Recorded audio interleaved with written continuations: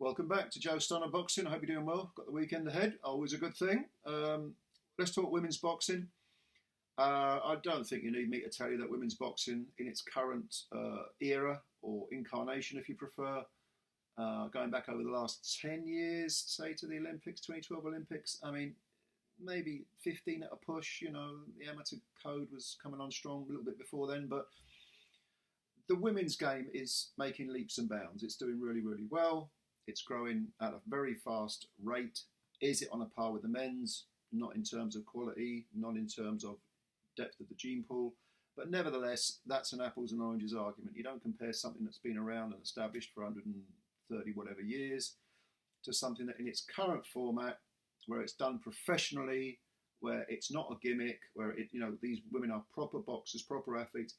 You can't compare the men's game, which is well over 100 years old, the gloved era anyway, to the current incarnation of the women's professional game.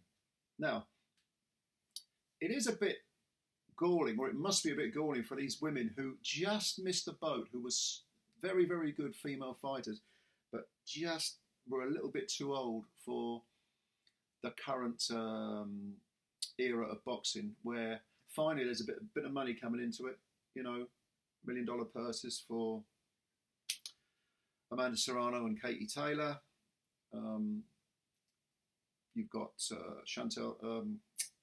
Savannah Marshall and Clarissa Shields coming up. Big unification fight. Baumgardner and Michaela Mayer. That's another one. I mean, there are some really terrific fights. Boxing is, after all, entertainment. And the women's game is proving to throw up a lot of very, very entertaining fights. Very entertaining, regardless of the fact that it's still evolving. And it is evolving very, very quickly. But one lady who probably is, I don't know whether she's kicking herself, but she's probably a bit annoyed that she wasn't born a little bit later. This is a lady called Alicia Ashley, who was born in Jamaica, lived over there until she was 11. I think she came to America, lived in America from the age of 11 onwards in New York, has dual citizenship now. And this lady, there was an article on her in Boxing News, which is the trade paper in the UK, in case you're not familiar with it. I've been buying it for most of my life. Fantastic papers, even now, fantastic paper. And if you're kind of a bit old school or just plain old like I am, it's a nice change to read some decent articles written by proper journalists rather than just all the waffle and the fanboyism that you get online. Okay, and they did a little article on Alicia Ashley. Now, what is special about her? Well, she had a career that I think at her final ledger was 24 wins with 4 stoppages and knockouts, 12 defeats. She was never stopped, and 1 draw.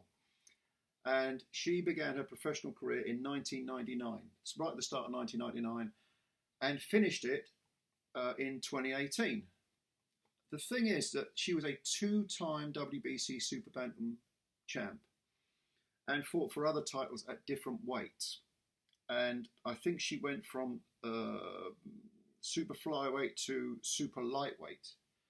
Jumped up and down the divisions because those, the girls then, there weren't a lot of opponents. They had to jump up and down divisions to get fights. But she held the WBC super bantamweight title twice. And on the second occasion, she held it when she was aged 49, which is advanced by any age, She didn't get into boxing until she was in her late 20s as an amateur. I think she won some amateur stuff in New York, probably the Golden Gloves in New York. She didn't turn pro till she was 32. And yeah, she was a 2-time champ and was still a champion at the age of 49. She had her final fight when she was 50. So this is a lady who, should we say, matured late? And I know that you have to consider that, there weren't a lot of opponents around and the belts could easily be filled in comparison to the men's. But again, it's still a hell of an achievement. And it's not just the fact that she fought to such an age and won world titles. It's the amount of countries that she fought in. Because she fought in, I've got a list somewhere here. Yeah, she fought in Canada, the Virgin Islands, um, Austria, Guyana, Germany, China, Panama, Denmark, Mexico, Argentina. But this is the one that really sticks out. Get this. China's bad enough, of course, being the country that it is, but get a load of this one. North Korea. She actually fought in North Korea and in Pyongyang. And if you know anything about North Korea, you'll know that it's an absolute totalitarian state. Everyone worships the great leader, and it's, yeah. Google North Korea, go to the wiki page and have a read. Maybe you don't know that such a country still exists, but it's basically 1984, Big Brother and all that sort of stuff. But she went over there. She said, where are we going? We're going over there. And of course, she lost the decision. There's no way she was ever gonna win a decision over a North Korean in Pyongyang. And then a following fight was in China, and she lost another decision. And she said that. Let me get this right now. What did she say in the article? She said that one of the judges was his sister. So he was, Don King would be proud of that sort of behaviour. And interestingly enough, despite that treatment, I mean, of her 12 defeats, probably at least half of them were rip-offs, probably more. But she said that Laura Serrano, who she fought and who beat her on points, was the best, the most skilled female that she fought. Amanda Serrano's sister, of course. And she said that Chevelle Holbach was the hardest hitter. And Chevelle didn't have a particularly extensive pro career. Again, I suppose it's, can you get work? Because Alicia Ashley says, I just fought because I liked it. I wasn't getting paid much. I didn't know, wasn't bothered about world titles that much. I just have a competitive streak in me. And I think prior to taking up boxing, because she took up boxing in her late 20s, I think she also, she was into fencing and kickboxing, I think, was another thing. But so she's a real sportswoman, all-round sportswoman. But yeah, how much money would she be making now? Would she be a world champion now?